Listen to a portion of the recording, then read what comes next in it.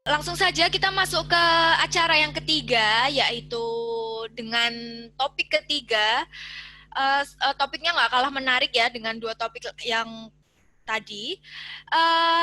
Akan mengangkat topik yaitu perkiraan tebal lapisan perkerasan jalan dengan metode syaraf tiruan seri 1 yang akan dipresentasikan oleh Bapak Dr. Insinyur Siegfried Syafir, Master of Science, sebagai peneliti Balai Penelitian dan Pengembangan Jalan dan Jembatan Kementerian Pekerjaan Umum dan Perumahan Rakyat.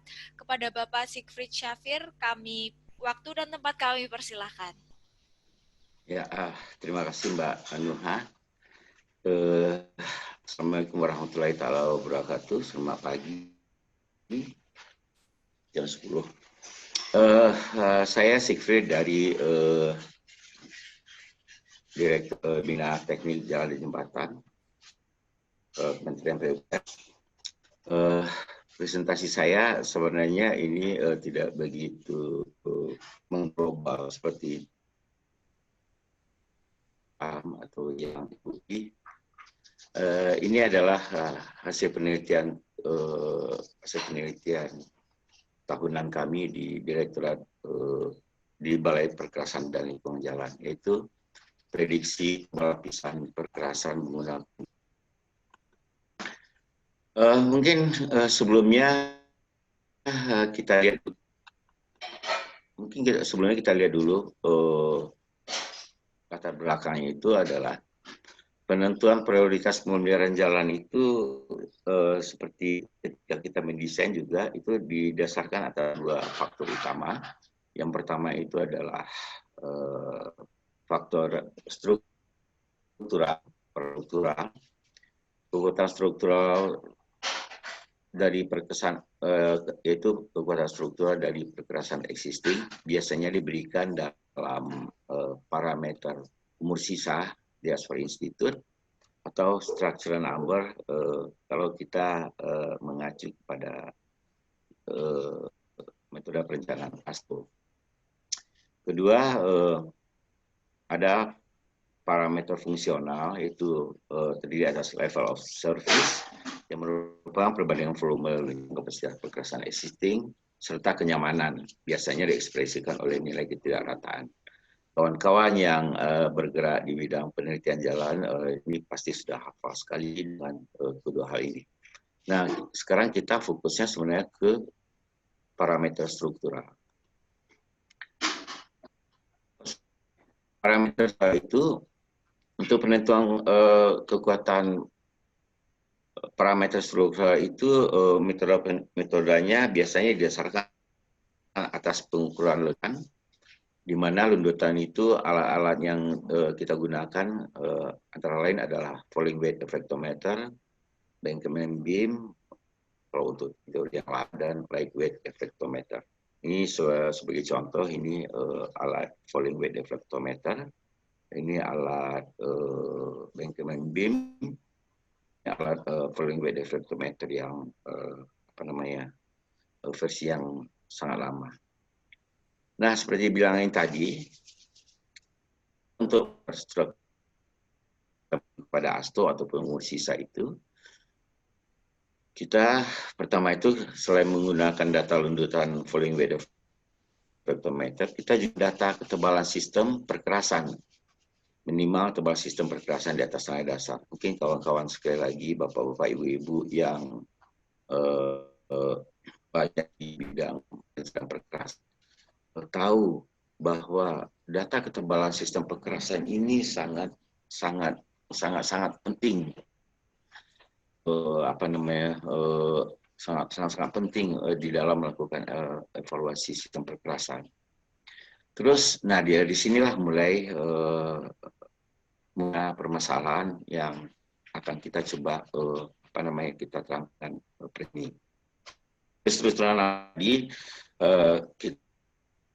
kita gunakan membalik dalam menghitung SNF. Jadi masalah utamanya adalah di sini kita membutuhkan data ketebalan sistem perkerasan. Apalagi kalau di Indonesia jalan nasional itu 48.000 km loh, dan tidak semua dari 44.000 km itu kita mengetahui ketebalan masing-masing layernya. Nah, itu akan kita coba terangkan di dalam presentasi ini. Nah, biasanya kalau kita untuk mendapatkan informasi mengenai ketebalan lapisan perkerasaan itu, kita lakukan uji merusak. Ini yang ini kita lakukan karena ini yang kita terbiasa melakukan hal ini, yaitu kita lakukan coring di jalan kita yang ada, kita lakukan test speed di jalan kita yang ada, kemudian kita ukur itunya apa namanya ketebalannya. Sumur di jalan kita yang ada. Terus pasti biayanya mahal. Kenapa biaya mahal? Karena kita butuhkan banyak orang gitu. Banyak teknis untuk melubangi jalan. Terus intervalnya juga jauh. Intervalnya jauh itu kan kita tidak mungkin setiap 500 meter katakan kita harus melubangi jalan. Akan juga consuming. Pasti paling cepat untuk melakukan satu test speed, membuat sumur di perkerasan itu paling cepat itu barangkali 2 jam, 3 jam. Ada juga alat yang pengujian yang tidak merusak. Kita gunakan ground penetrating radar, GPR, ataupun pakai uji-uji non-destruktif lainnya seperti spectral analysis surface wave. Ini jago Sri Atom aja tadi juga hadir, tadi saya lihat, atau Bang Eko. Permasalahan utamanya, kalau kita melakukan uji tidak merusak dengan metode-metode seperti ini, pertama analisisnya sangat rumit.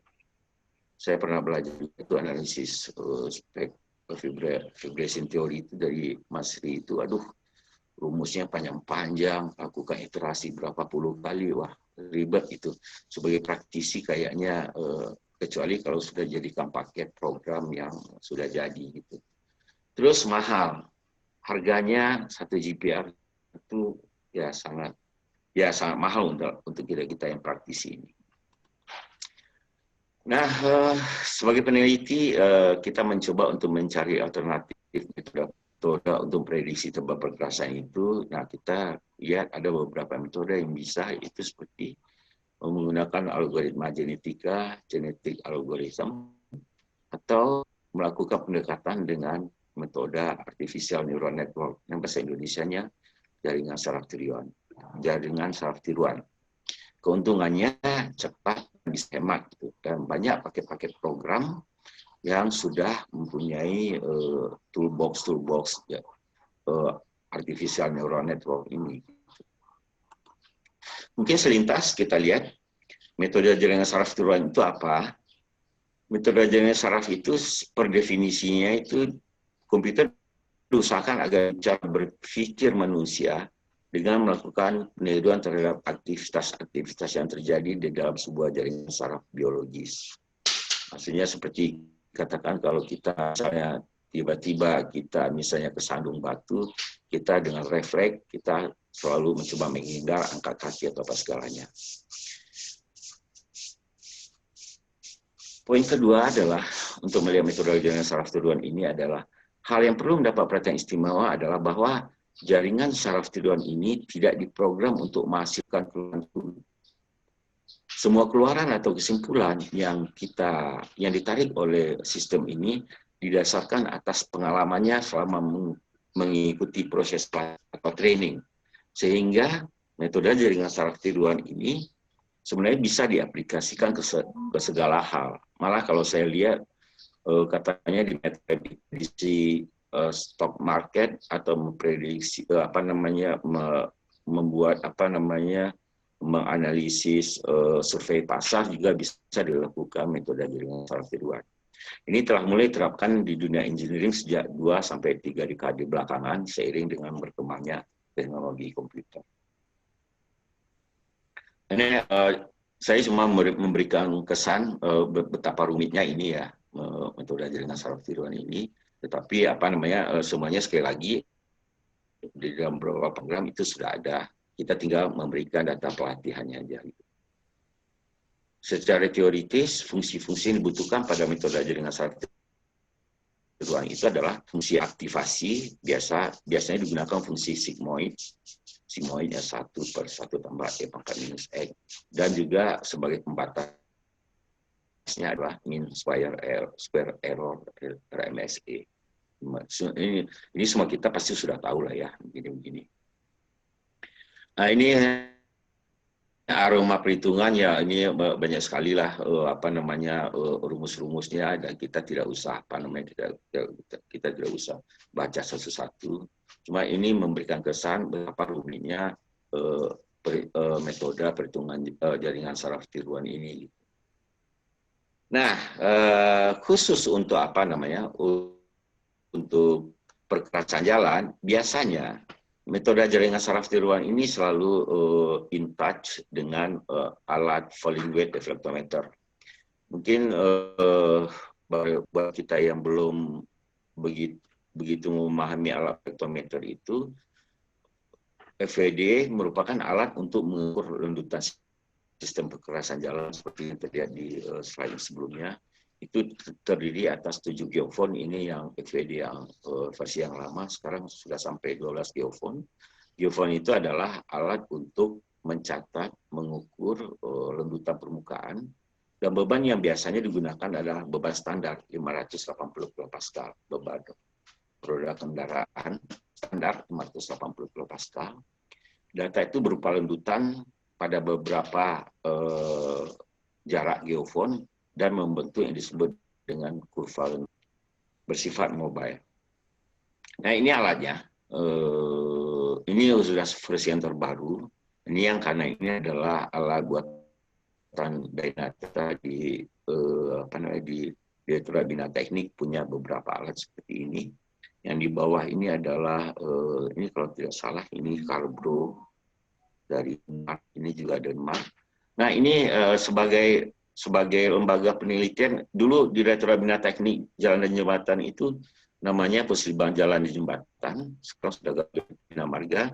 Kami juga sudah melakukan penelitian yang menghasilkan prototip FWD juga, FWD versi Indonesia produk lokal. Ini kami namakan APKJ, alat mengukur kekuatan jalan. Kalau yang nama FWD, deflectometer, kita namanya APKJ. Ini namanya BIMA FWD. Melakukan toko itu, dan kami harapkan juga alat ini akan buat juga. Nah, secara skematik sebenarnya alat FWD itu sangat sederhana. Ada beban yang dijatuhkan di permukaan jalan, kemudian ada beberapa sen yang kalau beban dijatuhkan di permukaan jalan itu akan menyebabkan lendutan, dan lendutan itu akan ditangkap oleh beberapa sensor yang disebut dengan geofon. Geofon membentuk ini disebut deflection ball, cekung lendutan. Nah, untuk cekung lendutan ini sangat unik. Satu lokasi dengan lokasi yang lain berbeda. Bentuk-bentuk yang berbeda itu akan mengindikasikan kekuatan struktur tadi itu. Jadi analisisnya ada metode yang ada seperti metode ASTO, metode AUSTRO, ataupun metode yang kita pakai sekarang di Indonesia yang disebut dengan metode manual design perkerasan. Itu tuh selain data lendutan yang dikumpulkan dengan alat FWD ini, kita juga butuh data, sekali lagi data ketebalan. Dan itu maksudnya ada sekarang, ketebalan itu sangat terbatas. Apalagi kita punya sekali lagi sekitar 48.000 km jalan nasional yang harus kita pelihara setiap tahun. Nah, ada juga untuk untuk jalan-jalannya yang jalan-jalan dengan lalu lintas sedang sampai rendah, juga ada kita kembangkan juga alat yang disebut dengan lightweight deflectometer untuk lapisan beraspal. Ini juga prototip yang dibuat oleh Direktorat Bina Teknik Jalan dan Jembatan, dan ini kita aplikasikan pada jalan-jalan untuk lintas sedang sampai rendah gitu. Sebenarnya itunya apa? Konsepnya sama dengan FED, cuman ini bebannya kita angkat ini apa namanya lebih kecil dan lebih portable gitu. Tapi ini cuma bisa kita gunakan untuk jalan-jalan dari lintas sedang sampai rendah. Ini alat FED, ini juga ini contohnya alat LED-nya apa namanya. Kalau tadi FED punya itu 7 sensor, ini kita bikin cuma 3 sensor. Sebenarnya 3 sensor ini sudah cukup untuk melakukan analisis sederhana untuk merawat untuk menghitung tebal lapis tambah yang digunakan untuk jalan tersebut untuk mengakomodasi lalu lintas. Sangat sederhana.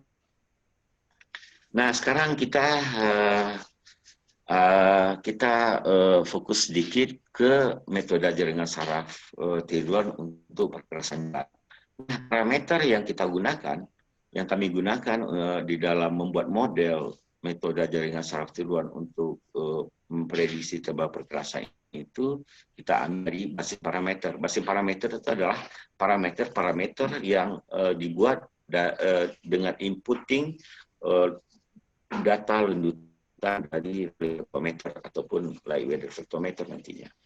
Pertama itu adalah area, kedua itu adalah area under pavement profile, terus ada yang disebut area index, base curvature index, base damage index, dan deflection ratio. Ini sebenarnya masing-masing masing-masing parameter ini ada hubungannya dengan dengan kondisi dan performance dari masing-masing lapisan perkerasan tersebut. Tapi bukan itu fokus kita sekarang. Fokusnya adalah parameter inilah yang kita gunakan di dalam membuat model kita di dalam mengaplikasikan metode jaringan saraf tiruan untuk memprediksi tebal perkerasan. Nah, seperti dikatakan tadi, metode jaringan saraf tiruan itu juga membutuhkan data pelatihan gitu.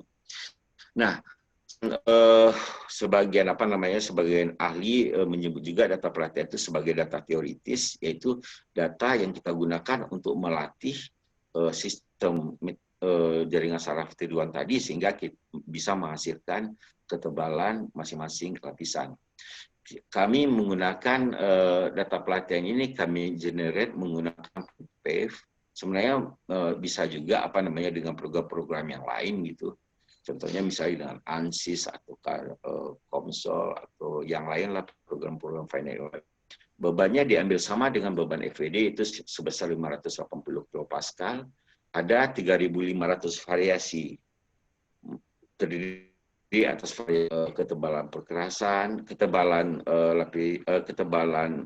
lapisan beraspal, H2 ini adalah ketebalan lapisan granular, E1 ini adalah modulus dari lapisan beraspal, E2 dari modulus lapisan granular, dan E3 itu modulus tanah dasar. Untuk masing-masing variasi dihitung lendutannya pada permukaan perkerasan yang disamakan dengan dengan jarak lokasi geoform pada alat FED. Kenapa disamakan? Karena kita nanti menggunakan data FED sebagai masukan untuk di dalam sistem yang akan kita buat. Setiap seri lendutan kemudian dikonversikan menjadi basis parameter seperti yang bilangin tadi, seperti AUP, area, AUPP, apalagi itu deflection ratio sebelumnya. Nah, kami menggunakan program MATLAB. Kita masukkan ke sana. Pertama kita lakukan proses pelatihan, kemudian kita lakukan proses pelatihan. Tapi sebelumnya kita lihat algoritma pemrogramannya cuman sangat sederhana. Kita baca data training yang kita generate dengan CAMPAVE tadi, kemudian kita siapkan data target untuk tebal aspal, lalu kita siapkan modelnya menggunakan fungsi aktivasinya logaritmik dari sigmoid. Kita menggunakan fungsi transfernya, transfer maksimum epoch itu iterasi, dan parameternya RSME-nya kita tetapkan 0,01. Saya kira 0,01 sudah cukup akurat lah kalau saya pikir. Nah, ketika kita lakukan proses training, kita lihat hasil trainingnya itu kira-kira sudah belum bagus nggak? Kalau misalnya kurang bagus, nanti kita roba lagi modelnya sebelumnya. Nah, di sini dilihat proses training untuk lapisan beraspal sudah cukup bagus, sudah apa namanya titik-titiknya sudah jatuh di sekitar garis kesamaan. Ini untuk proses training untuk lapisan. Terus selanjutnya ini proses training untuk lapisan granular, juga menghasilkan yang lumayan bagus. R-nya 0,96. Selanjutnya ini yang sudah kami lakukan, kita coba memprediksi ketebalan perkerasan untuk jalan Soekarno-Hatta Bandung sebelum dilapis dengan perkerasan dengan rigid pavement. Nah, kita dapat sehingga kemudian kami sampaikan secara format grafis seperti ini. Nah, pada titik kelima itu data test bed. Terlihat ini data test bednya, yang hitam ini adalah lapisan permukaan, lapisan perapa, dan yang selanjutnya adalah lapisan granular. Terlihat bahwa hasil test bed sedikit mirip dengan hasil prediksi menggunakan metode jaringan saraf tiduan. Selanjutnya juga kami punya jalan percobaan di laboratorium alusan, laboratorium di Bandung. Kami punya jalan percobaan sepanjang 20 cm, di mana tebal terpasangnya adalah tebal aspal sekitar 5,5 cm, tebal lapisan granularnya 40 cm. Ketika kami aplikasikan metode jaringan saraf tiduan kami, modelnya, kita mendapatkan ketebalan aspal itu 5,3, memang tidak pasti sama ya, dan ketebalan lapisan granularnya 41,3. Sementara tebal terpasangnya itu adalah 5,5 dan 5,5 untuk lapisan beraspal dan 40 cm untuk lapisan granular. Nah, dari sini kita bisa lihat bahwa metode jaringan saraf tiduan itu bisa menjadi salah satu alternatif untuk melakukan prediksi ketebalan lapisan perkerasan yang digunakan nanti untuk analisis dan evaluasi dari perkerasan kita yang punya. Memang tidak tepat sekali gitu ya. Cuman ya kalau di perkerasan itu kalau perbedaan sekitar 10% itu kayaknya masih bisa diterima kalau hitung-hitungannya, karena sebagai contohnya persamaan antara CBR dengan modulus itu CBR sama dengan 10 modulus sama dengan 10 kali CBR, itu pun koefisien korelasinya juga cuma sekitar 65%. Jadi sekali lagi dari kondisi yang dua, kondisi yang pertama dan hasil yang kedua, ini kita lihat metode jaringan saraf tiduan ini bisa menjadi salah satu, sekali lagi, alternatif untuk memprediksi ketebalan perkerasan dibanding dengan kalau kita harus melakukan melakukan test bed ya. Kecuali lah kalau kita punya punya atau kita ahli juga di dalam melakukan analisis surface wave SASW itu gitu. Itu sebenarnya presentasi sangat singkat. Ini sebenarnya cuma mendorong buat bapak-bapak, ibu-ibu atau juga kawan-kawan yang lain, mungkin mulailah kita memperkenalkan hal-hal artificial intelligence ini di dalam analisis perkerasan, karena berdasarkan pengalaman kami, kita masih sangat sedikit mengakomodasi hal yang bersifat artificial intelligence ini untuk evaluasi sistem perkerasan. Kesimpulannya, mungkin ini masih paling singkat, ini cuman nggak apa-apa, ini sebagai trigger point aja ini ya. Perkiraan tebal perkerasan dapat menggunakan data London FED yang masih dapat diterima, mungkin sekitar 10%-an, 5%. Error yang terjadi antara hasil perhitungannya dibandingkan dengan ketebalannya didapat dari hasil test pit berkisar sekitar 5%, 5%, 10% dari dua contoh tadi. Metode jaringan saraf tiruan bisa menjadi salah satu metode alternatif yang cepat dan efisien dalam penentuan profil perkerasan. Perlu diingat juga, sekali lagi, panjang jalan nasional kita itu 48.000 km. Dan kadang-kadang kita harus melakukan menerapkan manajemen sistem pemeliharaan perkerasan. Kita mau tidak mau kita harus mempunyai informasi mengenai ketebalan tiap lapisan. Nah, itu sangat susah mungkin dengan usulan metode jaringan saraf tiruan ini bisa menjadi salah satu alternatif. Penggunaan metode jaringan saraf tiruan ini di dalam sistem manajemen pemeliharaan perkerasan jalan bisa menghemat biaya dan waktu apabila dibandingkan dengan metode konvensional yang ada seperti test pit dan coordinate. Sekali lagi yang perlu kita ingat, kita mempunyai yang total jalan nasional itu 48.000 km. Diperlukan beberapa support untuk penggunaan metode jaringan saraf tiruan ini agar bisa diaplikasikan pada sistem manajemen perkerasan. Yang dimaksud dengan support ini adalah karena sampai saat ini kita di Indonesia mungkin belum punya pedoman teknis ataupun standar untuk mengaplikasikan metode jaringan saraf ini di dalam evaluasi perkerasan. Nah, secara legal sebenarnya kita belum bisa untuk mengaplikasikan metode seperti ini untuk katakan kita mengerjakan proyek, kita harus melakukan desain untuk sistem desain untuk penentuan tebal lapis tambah kita belum bisa menggunakan ini karena belum didukung oleh aspek-aspek legalnya itu. Nah, ini barangkali bisa menjadi tantangan untuk bapak-bapak, ibu-ibu yang bergerak di bidang akademis sehingga bisa memformulasikan pedoman atau standar penggunaan jaringan saraf tiruan ini untuk mengukur, mungkin bukan memprediksi lagi ya, untuk menghitung, mengukur ketebalan masing-masing lapisan di dalam sistem perkerasan, sehingga nanti bisa digunakan di dalam proyek-proyek yang real. Mbak Nuha, paling itu aja presentasi saya. Kita nanti bisa agak lebih dalam di diskusi yang ada. Terima kasih.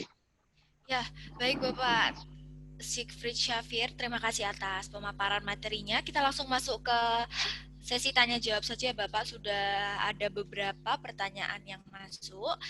Yang pertama dari Bapak Didi Setia. Untuk menentukan nilai SNEF disebutkan harus ada data ketebalan minimum perkerasan. Dalam hal perencanaan yang kita utamakan, tebal minimal tersebut sesuai spesifikasi atau sesuai desain dengan pembebanan yang ada? Bisa langsung dijawab aja ya Bu ya. Bisa. Ini barangkali bahasa Indonesia saya yang kurang pas gitu ya. Di sini membentukkan data ketebalan sistem perkerasan itu minimal tebal sistem perkerasan di atas tanah dasar. Jadi yang dimaksud dengan minimal tebal sistem perkerasan dasar itu kita membutuhkan ketebalan sistem perkerasan, tapi sekurang-kurangnya data dari tanah dasar ke permukaan gitu. Kalau Bapak melakukan perhitungan kebutuhan tebal lapis tambah, itu yang rumus yang panjang itu ada yang namanya D. D itu adalah ketebalan ketebalan perkerasan mulai dari tanah dasar ke permukaan itu. Itu yang saya maksud dengan minimal tebal sistem perkerasan di atas tanah dasar. Minimal, jadi membacanya membutuhkan data ketebalan sistem perkerasan minimal kurang-kurangnya ada sistem perkerasan dari tanah dasar ke permukaan gitu. Itu kalau cuman kita untuk menghitung SNEF, efektif structure number, kita menghitung tebal lapis tambah yang dibutuhkan. Jadi itu Tapi kalau kita mau melakukan evaluasi yang lebih dalam lagi, katakan seperti untuk mencari lapisan manakah yang rusak dari sistem perkerasan kita yang ada. Ya, dari kita harus lakukan perhitungan balik evaluation, di mana salah satu inputnya adalah tebal masing-masing lapis perkerasan itu. Tebal lapisan beraspal, tebal kelas A, kelas B, dan selanjutnya gitu. Nah, itu tuh data seperti itu yang kita sangat minim untuk mendapatkannya ya. Kalau ada beberapa cara ya seperti tadi katakan menggunakan GPR atau kita melakukan test fit, tapi itu kan masih ada keterbatasannya. Nah, metode jaringan saraf tiroid ini adalah salah satu alternatif untuk memprediksi tebal sistem tebal masing-masing lapisan yang kita butuhkan di dalam melakukan evaluasi untuk sistem perkerasan kita tersebut. Itu aja Mbak Nuha. Silakan. Oh ya, baik. Terima kasih Bapak atas jawabannya. Ini ada lagi pertanyaan kedua dari Muhammad Jusar. Bagaimana korelasi atau penyesuaian lendutan LWD ke FWD untuk menghitung tebal lapis perkerasan, mengingat di dalam MDP 2017 hanya ada penyesuaian lendutan dari BB ke FWD maupun sebaliknya. Terima kasih. Ya, terima kasih Pak Yusar. Kayaknya Pak Yusar pernah menggunakan lightweight. Kalau untuk sekali lagi yang perlu kita garis bawahi adalah penggunaan LWD itu kenapa barangkali Bapak menggunakan apa namanya itu LWD-nya untuk desain-desain di remote areas. Sebenarnya itu kenapa LWD itu dipakai? Ya karena kita tidak bisa bawa FWD ke daerah-daerah tersebut ya, misalnya katakan ke Papua atau ke Natuna, Karimun Jawa, Natuna misalnya. Itu karena bawa FWD di sana. Terus kedua kita juga tidak bisa menggunakan alat bengkel pengujian di sana karena kan bengkel BIM itu juga harus punya truk standar. Makanya salah satunya alternatif yang terakhir kita gunakanlah alat LWD. Nah, korelasinya kita harus quote and quote, kita harus anggap ini sebagai untuk sementara benar. Sistem perkerasan kita mengikuti metode elastik linear. Artinya apa? Elastik linear berarti lendutannya dihasilkan oleh LWD tadi apabila kita korelasikan kalau LWD itu maksimum kan kalau tidak salah kalau LWD yang versi Pusjatan itu Pusjatan ya namanya dulu versi Pusjatan itu maksimum bebannya kan 2000 kg. Jadi kalau Bapak tes misalnya dengan beban 2000 kg terus Bapak dapat lendutannya 100 sementara yang kita gunakan di dalam chart-chart dan metode-metode yang lain itu adalah beban standar 4000 karena kita menganggap sistem perkerasan tadi kita anggap sistem perkerasan tadi linear elastik. Jadi berarti kalau kita mengetes dengan beban 2000 terus lendutannya 100 menggunakan alat LWD itu kita anggap kalau kita menggunakan beban standar itu kita kali 2 aja gitu. 4000 per 2000 dikali 100 lendutannya. Itu aja Pak. Jadi asumsinya adalah sistem perkerasan yang kita analisis itu mengikuti metode linear, elastis linear gitu. Sekali lagi, kenapa kita gunakan LWD di daerah-daerah remote itu karena sekali lagi kita tidak bisa mengadakan FWD ke daerah-daerah tersebut. Sekali lagi, alat standar untuk evaluasi perkerasan, terutama untuk perkerasan beraspal itu adalah FWD. Gitu aja, Mbak Nuhan. Baik Bapak, terima kasih. Untuk pertanyaan selanjutnya dari Peter Lee. ditujukan kepada Pak Siegfried. Apakah FWD dapat dipakai untuk mengukur lendutan perkerasan kaku? Terima kasih Pak. Oh, tadi sama ya pertanyaannya. Ini Begitu. selanjutnya saja Bapak ya. Dari Rule B Hanafi, berapa panjang jalan yang perlu dites? Apa ada batas minimal dan bisa mewakili? Terima kasih Bapak. Ya, terima kasih Pak Rudi. Jadi tergantung kita programnya apa gitu ya. Kalau program kita itu adalah network network planning itu biasanya per textbook itu adalah setiap 500 meter gitu. Kalau kita gunakan data kita itu tadi adalah untuk melakukan desain, textbook sekali lagi seperti Asto mengatakan tuh 33 sampai 100 feet ya. Ya kita di Indonesia mungkin mengambilnya setiap per 100 meter per lajur loh Pak. Nah, tapi kalau untuk riset itu tuh tergantung. Kalau per riset kami di Expusjatan itu biasanya mengambilnya per 10 meter. Karena itu untuk riset, untuk penelitian. Jadi sekali lagi, kalau untuk network planning itu tuh biasanya sekali lagi per textbook itu tuh adalah per 500. Dan untuk desain sekali lagi metode yang kita banyak acu terutama di bekas di Expusjatan itu Asto itu kita ambil per 100. Di IRMS sekarang kalau tidak salah IRMS Indonesia ya itu kita memang mengambil data untuk desain itu per 100 meter gitu per lajur. Makasih Bu. Baik Bapak, terima kasih. Ini mungkin untuk pertanyaan yang terakhir dari Bapak Waridoni. Selain tebal masing-masing lapisan perkerasan, apakah daya dukung dan kepadatan masing-masing lapisan dapat diketahui juga? Mohon pencerahannya Bapak. Ini menarik sekali.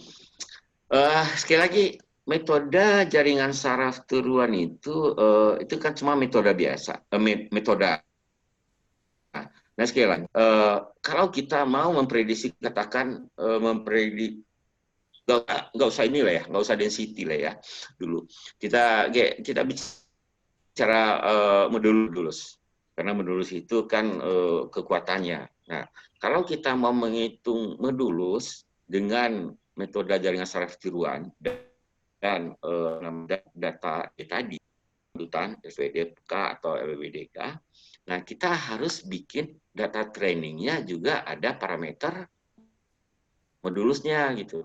Nah, ketika mungkin Bapak tahu kalau Bapak menggunakan program CanPath atau katakan menggunakan ANSYS lah untuk menggenerate data training tadi, Bapak bisa ambil parameter modulusnya gitu ya. Bapak ambil parameter modulus, terus nanti Bapak jadi parameter modulus, Bapak ambil parameter modulus, parameter lendutan itu sebagai data training. Nah, nanti Bapak masukkan data inputnya lendutan daripada FWD sehingga nanti Bapak bisa memprediksi modulus masing-masing lapisan. Jadi gitu Pak cara berpikirnya. Kalau untuk kepadatan saya tidak tahu ada nggak program untuk menghitung lendutan yang juga memasukkan data input kepadatan. Kalau saya lihat di konsol itu program finite element untuk untuk kawan-kawan dari fisika itu tuh ada data density-nya dimasukkan.